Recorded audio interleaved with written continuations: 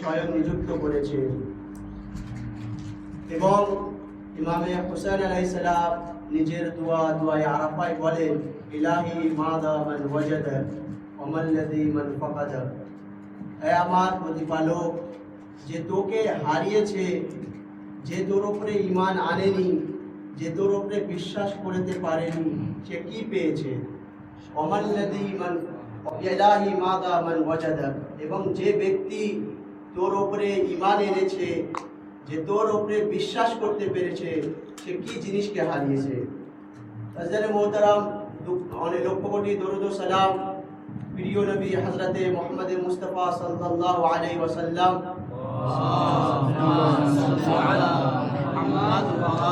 এবং তার নিকটতম আত্মীয় স্বজনের উপরে কালকের মজলিস থেকে নিজের মজলিসকে যুক্ত করে ইমামে হুসাইন আলাইহিস সালামের ওই বাণী, ওই মেসেজ, ওই বার্তা যখন ইমামে হুসাইন আলাইহিস সালাম 28শে রজবে মদিনাকে ত্যাগ করছিলেন, নিজের ভাই মুহাম্মদে হানাফিয়াকে একটি মেসেজ দিয়েছিলেন, একটি বার্তা দিয়েছিলেন, যেটি আমি আপনাদের সম্মুখে তুলে ধরার সৌভাগ্য লাভ করলাম। যাতে ইমামে হুসাইন আলাইহিস সালাম বলছেন, ইন্নী লাম আখরুজ আশরাম ওয়ালা বাদরাম ওয়ালা মুফসিদাম ওয়ালা দারিমা।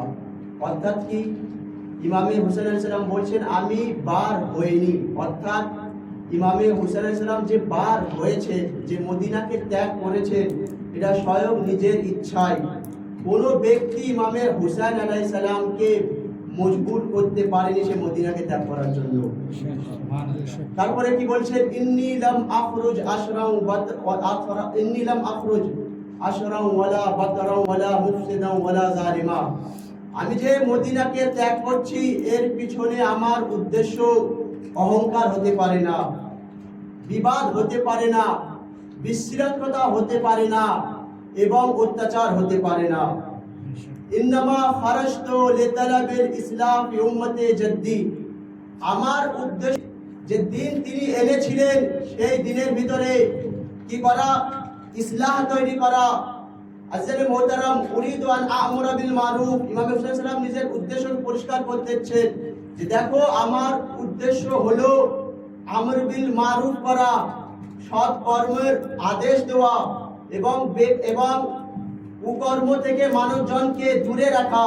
তো হযরত মুহতারাম, যদি আমরা 1400 বছর পরে ইমামে হুসাইন আলাইহিস সালামের এই উদ্দেশ্যকে মনে করে মজলিস বর্পা করি, মজলিস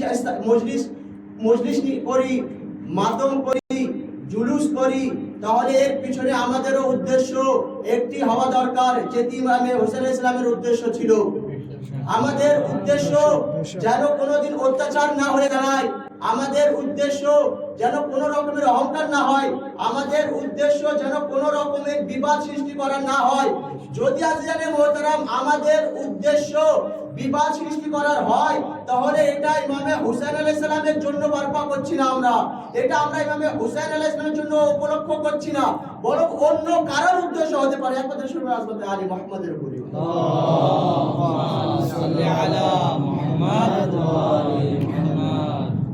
যদি আমাদের মজলিস মাতম অহংকারের কারণে হতে পারে, যে অমুক ব্যক্তি যদি আসে তাহলে আমি আসবো না, তাহলে এটা কোনোদিন ইমামে হুসাইন আলাইহিস সালামের উদ্দেশ্যকে আমরা তুলে ধরছি না। হযরত মুহতারাম, আমরা যেহেতু প্রথম এক দ্বিতীয় মজলিসে আছি, এখানে আমার বিষয় যেটি হবে ইমামে হুসাইন আলাইহিস সালামের মদিনাকে ত্যাগ করা আর এই ফরশে আজাদ, কোনো কিছু অল্প কিছু গুরুত্ব নিয়ে। তো একটি রিওয়ায়াত যেটি আল্লামা মজলিস আলা রাহমা নিজের পুস্তক বিহারুল আনোয়ারে বয়ান করেছেন, যে নবী করিম সাল্লাল্লাহু আলাইহি ওয়াসাল্লাম একমাত্র সুন্নাত আলী মুহাম্মদ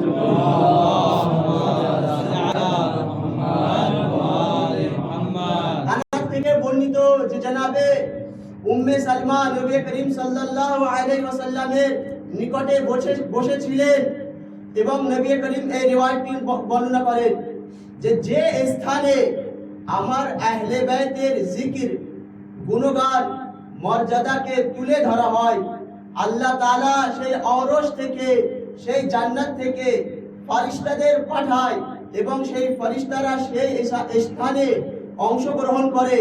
এবং অংশগ্রহণ করার পরে যখন সেই মজলিস, যখন সেই বৈঠক শেষ হয়ে যায়, এই ফেরেশতারা যখন আবার সেই জান্নাতে, সেই আল্লাহর ঔরসে ফেরত যায়, তাদের শরীর থেকে, তাদের দেহ থেকে একটি সুগন্ধ বার হয়, যাহা এর পূর্বে কোনো ফেরেশতারা সেই সুগন্ধকে অনুভব করতে পারেনি।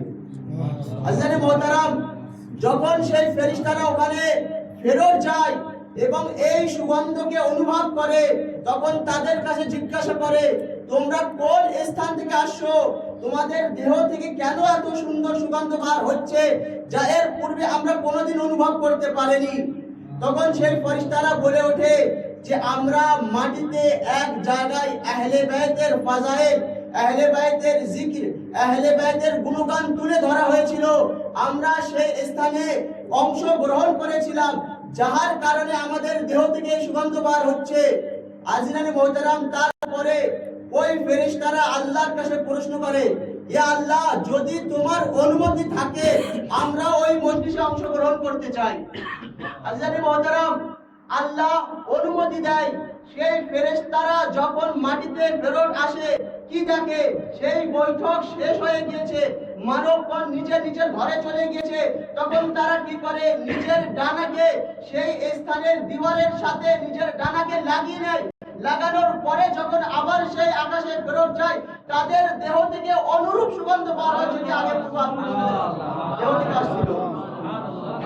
তাদের দেহ থেকে অনুরূপ সুগন্ধ বার হচ্ছিল, যে সুগন্ধ আগের আসার ফেরেশতাদের থেকে বার হচ্ছিল। কাজেরে মুহতারাম, পরিষ্কার হয়ে গেল শুধু মানবগণ নয়, ফেরেশতারাও আহলে বাইতের জিকির থেকে সুগন্ধিত হয়। আল্লাহর মুহতারাম, কেন আমাদের আলেমে দ্বীনরা বলে যে যদি তোমরা মজলিসে আসো বা ওযু হয়ে আসো, হুজুর সাথে আছো, কেন? যদি ফেরেশতারা আসে, তারা এই সুগন্ধ থেকে সুগন্ধিত হয়ে যায়, তো আমরা যদি এই সুগন্ধকে নিজের ভিতরে সুগন্ধিত করতে চাই, আমাদেরও প্রয়োজন যে মজলিসে আসার আগে বা ওযু হয়ে আসা। কত শুনুন হযরত আলী মুহাম্মদের উপরে।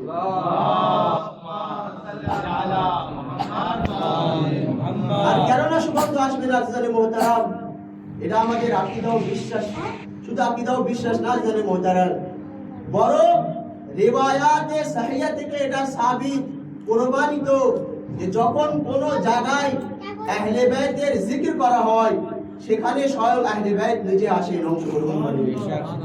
আপনি যদি আমাদের মুসলমান ভাইদের কাছে জিজ্ঞাসা করেন, এ মুসলমান ভাইরা, তোমার মনের আশা কি? তাহলে সে একটি আশা বলে উঠবে যে মদিনার গলি নসিব হোক, মদিনার গলি গলি নসিব হোক। কেন? তার মনের একটি আশা এই জন্য যে মদিনাতে নবী করিম সাল্লাল্লাহু আলাইহি ওয়াসাল্লাম নিজের জীবন যাপন করেছেন, মদিনার গলিতে গেলে হয়তো নবীর সুগন্ধকে আমরা অনুভব করব। যদি আপনি শিয়ার কাছে জিজ্ঞাসা করেন, এ আমার শিয়া ভাইরা, তোমার মনের আশা কি? তাহলে সে একটি জিনিস বলবে যে আমি যেন একবার কারবালার জিয়ারত করতে পারি। কেন জানেন মুহতারাম?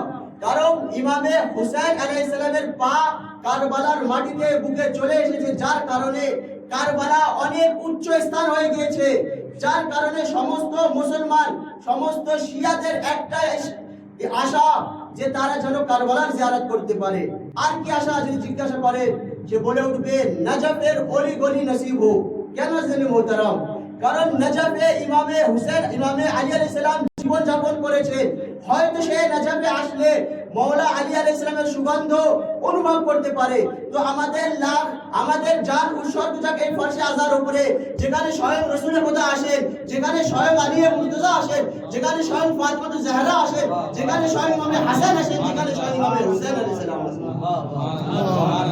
যদি এই ব্যক্তিদের মধ্যে কোন এক ব্যক্তি কোন স্থানে পা রেখে দেয়, সে স্থান অনেক উচ্চ হয়ে যায়।